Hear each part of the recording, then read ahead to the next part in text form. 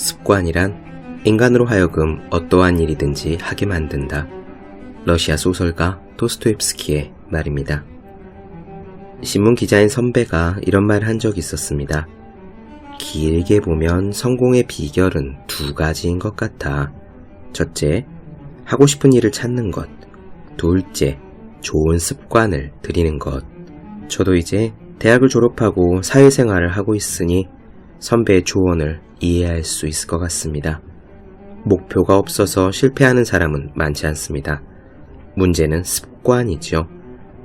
목표 달성에 있어서 가장 중요한 일은 사실 습관 들이기입니다.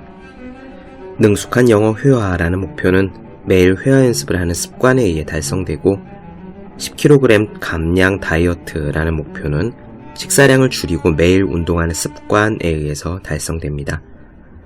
자격증 시험의 합격이라는 목표의 달성 여부도 하루 종일 도서관을 지키는 습관이 정착되어 있느냐가 핵심입니다. 대부분의 일이 그렇지요. 한 가지 요령이 있습니다. 수학 잘하는 사람은 결국 수학 공부를 많이 한 사람입니다. 그리고 수학 공부를 많이 한 사람은 수학 공부하는 습관을 들인 사람입니다. 그러므로 수학 잘하는 사람이 되는 것을 목표로 하지 말고 수학 공부하는 습관을 들인 사람이 되는 것을 목표로 삼아보면 어떨까요? 현명한 이들은 결과가 아니라 원인을 바꾸는 데 힘을 쏟습니다. 목표가 있거든 습관을 다듬어 봅시다.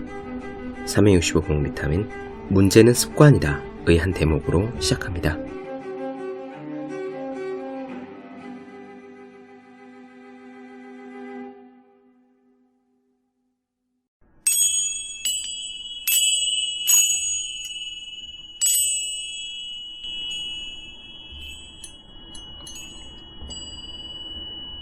네, 안녕하세요. 본격 공부자극 팟캐스트 서울대는 어떻게 공부하는가 한지우입니다. 우리는 지금 히로나카 헤이스케 교수의 학문의 즐거움을 살펴보고 있습니다. 오늘은 이 학문의 즐거움 중에서요, 끝까지 생각하는 것의 힘에 대해서 말씀드려보고자 해요. 간단한 에피소드가 하나 나옵니다. 수학 시간에 학교 선생님이 내주신 문제를 헤이스케가 풀어낸 부분이죠. 지난 시간에 말씀드리기를 헤이스케는 세계적인 수학자임에도 그 진로 선택이 늦었다고 했습니다. 다른 보통 수학자들에 비해 말이에요. 그리고 동기들에 비해 박사학위도 늦었습니다. 하지만 결국 필즈상이라는 수학계에서 가장 권위 있는 상을 받았는데요. 그가 그렇게 인생에서 대단한 성과를 거둘 수 있는 힘이 바로 이 끝까지 생각하는 힘에 달려있다고 생각합니다. 제가 대학교 2학년 때였어요. 저희 학교에 유명한 민법 선생님이 계셨습니다. 정말 황소처럼 몸집이 크시고 정말 열정적으로 강의하시는 분이었죠. 강의하다 보면 막 셔츠 등이 다 젖어버리고 그러셨거든요. 나중에 우리나라 최초의 학자 중에서 대법관이 되신 분입니다. 그분이 워낙 유명해서 수강자도 많았고요.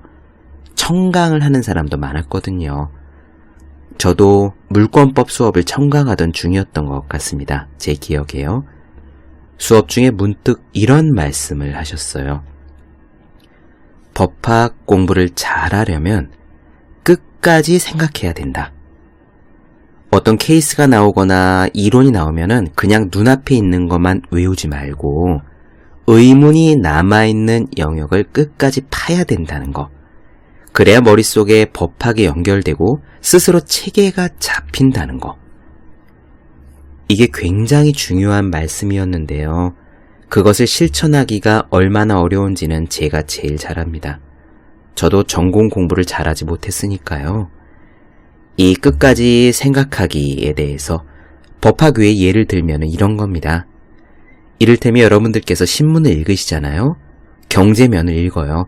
그러면은 금리가 어떻다라는 기사가 나오죠. 그럼 그 부분을 그냥 기계처럼 읽고 넘어가는 것이 아니라 모르는 부분이 있으면 그걸 파라는 겁니다. 금리가 뭐지? 금리가 올라가면 어떻게 되지? 금리가 올라가는 것과 통화량이 무슨 관계가 있지?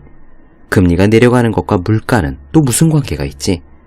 이렇게 내가 모르는 부분에 의문이 꼬리를 물어요. 이 잘 모르는 부분들은 다 의문이죠. 그것들을 끝까지 생각해 가라 라고 교수님께서 말씀해 주시는 겁니다. 저도 그걸 잘 못했기 때문에 전공이 재미가 없었어요. 그때는 제가 공부하는 법을 잘 몰랐던 겁니다. 게으르기도 했고요. 그런데 공부를 잘하는 사람들은 예외 없이 이 끝까지 생각하는 힘을 갖고 있습니다. 정말이에요. 이건 확신할 수 있어요. 오늘 히로나카 헤이스케의 이 이야기 부분에서 끝까지 생각함에 대한 사례가 나오는데 굉장히 중요하고요.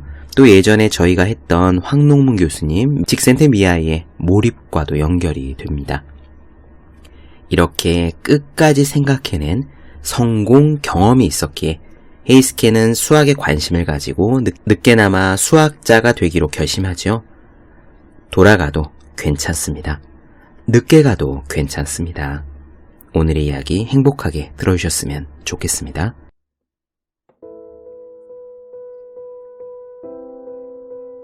현재의 학교 교육 환경은 오랜 시간 숙고하는 사고방식을 충분히 훈련시키지 못하고 있는 것으로 보인다. 오히려 입학시험을 통해 문제를 어떻게 단시간 동안 풀 수 있는가를 훈련하는 것이 태반인 것 같다. 이것은 불행하고 불완전한 교육이다. 장시간 동안 생각하는 훈련이 안 되어 있는 사람은 깊이 생각할 수가 없다. 따라서 앞에서 말한 지혜의 깊이도 키워지지 않는다. 이런 면에서 나의 중고등학교 시절은 대단히 축복받은 시기였다고 할 수 있다. 그때는 지금만큼 입시 경쟁이 치열하지도 않았고 자기가 좋아하는 공부나 운동, 과외 활동에 시간을 유익하게 쓸 수 있을 정도로 여유가 있었다. 그렇다고 해서 세상이 한가로웠던 것은 아니었다. 전쟁을 치른 시대였으므로 격변을 거듭했고 교육 환경도 혼란스러웠다. 이렇게 혼란스러운 시대에 교육을 받은 것이 마이너스가 된 사람도 있었겠지만 나는 오히려 고마운 시대였다고 생각한다. 교육이 미처 질서가 안 잡혀 있었기 때문에 오히려 자유롭게 원하는 공부를 할 수 있었고 한 가지 일에 꾸준히 매달려 생각하는 여유도 주어졌던 것이다. 다른 과목도 그랬지만 수학도 교과 과정이 제대로 정립되지 않았다. 담당 선생님도 여러 번 바뀌었고 바뀔 때마다 같은 것을 되풀이하는 경우가 있어서 기본적인 것은 여러 번 공부하기도 했다. 그 때문에 나는 수학 문제를 하나하나 긴 시간을 두고 생각할 수 있었고 수학에 있어서 무엇이 중요한지 막연하게나마 수학의 본질을 알기 시작했다. 수학은 원래 추상성, 보편성, 일반성 같은 것이 상당히 많이 요구되는 학문이다. 그런데 내가 고등학교 시절에 장시간에 걸쳐서 푼 문제 중에 지금까지 잊혀지지 않는 것이 있다. 그것은 다음과 같은 기하 문제였다. 문제를 한번 읽어보자. 삼각형의 두 밑각을 각각 2등분하는 선을 그려서 각 선이 대변에 교차하는 점까지의 길이가 같을 때 이 삼각형이 이등변 삼각형임을 증명하라. 이 문제는 삼각함수를 쓰면 쉽게 풀 수 있지만 당시는 삼각함수를 배우기 전이었으므로 내게는 난제 중의 난제였다. 나는 문제를 받고 나서 2주일 동안 다른 공부에는 일체 손을 대지 않고 밥 먹을 때나 화장실에 갈 때나 이 문제를 푸는 데만 열중했다. 결국은 서너 가지의 경우로 나누어 증명할 수가 있었다. 이때 길을 걸어가면서도 그것만 생각하다가 전봇대에 머리를 부딪혀 친구들에게 웃음거리가 된 적도 있다. 지금 생각해도 그것은 나에게 대단히 귀중한 체험이 아닐 수 없다. 사람은 어떤 길을 가든지 때때로 쾌감과 만족감을 맛보는 일이 필요하다.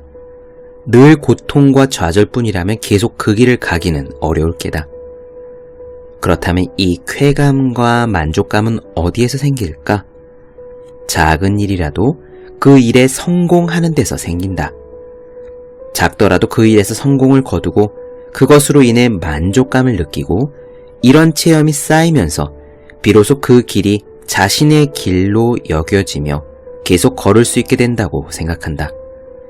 그런데 이와 같이 한 가지 일에 성공하기 위해서는 노력하는 힘과 끈기가 필요하다. 나는 원래 노력형은 아니었다. 학교 성적이 나쁜 편은 아니었지만 기복이 심한 편이었다. 할 때는 남보다 배나 더 하지만 안 할 때는 전혀 안 한 적도 많다. 그 때문인지 몰라도 국민학교를 다닐 때는 한 번도 1등을 하지 못했다. 집중적으로 일을 하는 태도가 예술가한테는 좋은 방법이 될지는 몰라도 공부를 하는 데 있어서는 적합한 방법이 아니다. 내가 그런 기복 있는 학습 방법을 그대로 해왔다면 학자로서는 도저히 성공하지 못했을 것이다. 꾸준히 노력하는 것이 중요하다는 것을 내게 가르쳐준 사람은 중고등학교 시절에 가까웠던 친구 한 명이었다. 모리타라는 이 친구는 군인 가정에서 엄하게 자라나서인지 사고방식도 어른스러웠고 행동도 늘 반듯한 느낌을 줬다. 그는 일반 과목뿐만 아니라 체육에서도 항상 1등을 했다. 나는 그와 사귀는 동안에 꾸준히 공부하는 자세를 옆에서 보고 배웠다. 그때부터 꾸준히 노력하는 자세와 끈기를 의식적으로 키우려고 애썼다. 그래서 지금은 다른 건 몰라도 끈기만큼은 그 누구에게도 지지 않을 자신이 있다고 생각한다. 나는 수학을 연구하는 데 있어서 이 끈기를 신조로 삼고 있다. 문제를 해결하기까지에는 남보다 시간이 더 걸리지만 끝까지 그것을 물고 늘어지는 끈기는 뒤지지 않는다고 생각한다. 다른 사람이 1시간에 해치우는 것을 2시간이 걸리거나 또 다른 사람이 1년에 하는 일을 2년이 걸리더라도 결국 하고야 만다. 시간이 얼마나 걸리는가 하는 것보다는 끝까지 해내는 것이 더 중요하다는 게 나의 신조다. 이런 신조가 몸에 배어서인지 나는 한 가지 문제를 택하면 처음부터 남보다 2-3배의 시간을 들일 각오를 가지고 시작한다. 평범한 머리를 가진 내가 잘 할 수 있는 방법은 그것밖에 없다고 생각하기 때문이다. 또 그것이 보통 두뇌를 가진 내가 할 수 있는 유일한 최선의 방법이라고 믿고 있다. 수학도 비슷한 측면이 있다. 내가 수학이라는 학문을 알자마자 수학자가 되려고 한 것은 아니었다. 수학을 좋아한다고 조금 느끼고 적성에 맞는다라고 느끼면서도 수학자로서 살아가려고 결심하기까지는 시행착오를 많이 되풀이했다. 수학자 가정에서 태어나 수학자인 아버지에게 어릴 때부터 수학자가 되기 위한 특별한 교육을 받았거나 수학에 뛰어난 재능을 가지고 태어나지 않는 한 현재 수학자로서 살고 있는 사람들은 모두 이런 시행착오를 거친 끝에 이 길에 들어섰다. 아니, 수학자뿐만 아니라 그 누구도 자신의 길을 선택하기까지는 이러한 시행착오를 겪었을 것이라고 생각한다. 보통 사람의 인생은 직선적이라기보다는 우여곡절이 있게 마련이다. 그리고 그 과정에서 되풀이되는 시행착오는 절대로 낭비가 아니다. 예를 들어 내가 중학교 시절 음악에 한때 쏟았던 열정도 음악하고는 전혀 관계없는 것처럼 보이는 수학을 연구하는데 도움이 됐다고 생각한다. 나중에 말할 기회가 있겠지만 배운 것 또는 배우려고 애쓴 것은 그 무엇이든 간에 반드시 나중에 도움이 되기 마련이다. 불교에는 인연이라는 말이 있다. 여기서 인이라는 것은 근원이라는 뜻으로 내적인 원인이다. 이 내적인 인에 대해서 외적인 것이 연이다. 내적인 원인인 인과 외적인 원인인 연이 결합해서 모든 것이 생겨나고 이 결합이 해소됨으로써 모든 것이 사라진다는 것이 불교에서 말하는 인연이다. 한 인간의 삶이란 인연에 의해서 지배되는 것인지도 모른다. 부모에게서 이어받은 것, 가까운 친구에게서 배운 것, 또 몇 번의 시행착오를 통해 얻은 체험적 지식 등이 눈에 보이지 않는 덩어리로 자기 자신 속에 축적되어 인을 만든다. 그 인이 연을 얻어서 그 사람의 희망이 되고 행동이 되고 결단이 되고 그 사람의 길이 만들어진다. 지금까지 나 자신의 삶을 돌이켜보면 정말 그렇다고 느껴진다. 살아있다는 것은 부단히 무언가를 배우고 노력하는 것을 의미한다. 그리고 바로 그 배우고 노력한 것이 인생을 만들어가는 것이 아닌가 하는 생각을 정말로 절실하게 하게 된다.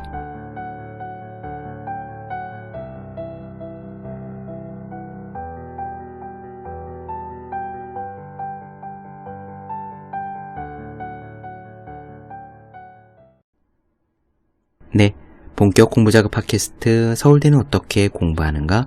히로나 카이스케의 학문의 즐거움 중에서 끝까지 생각하는 것의 힘에 대해 말씀드렸습니다. 더 많은 이야기가 궁금하신 분들, 질문사항 있으신 분들은 제 네이버 블로그 생의 즐거운 편지, 다음 카카오 브런치, 안저우의 브런치, 인스타그램에서 해시태그 서울대는 어떻게 공부하는가, 또 유튜브에서 서울대는 어떻게 공부하는가 검색해 주시면 좋겠습니다.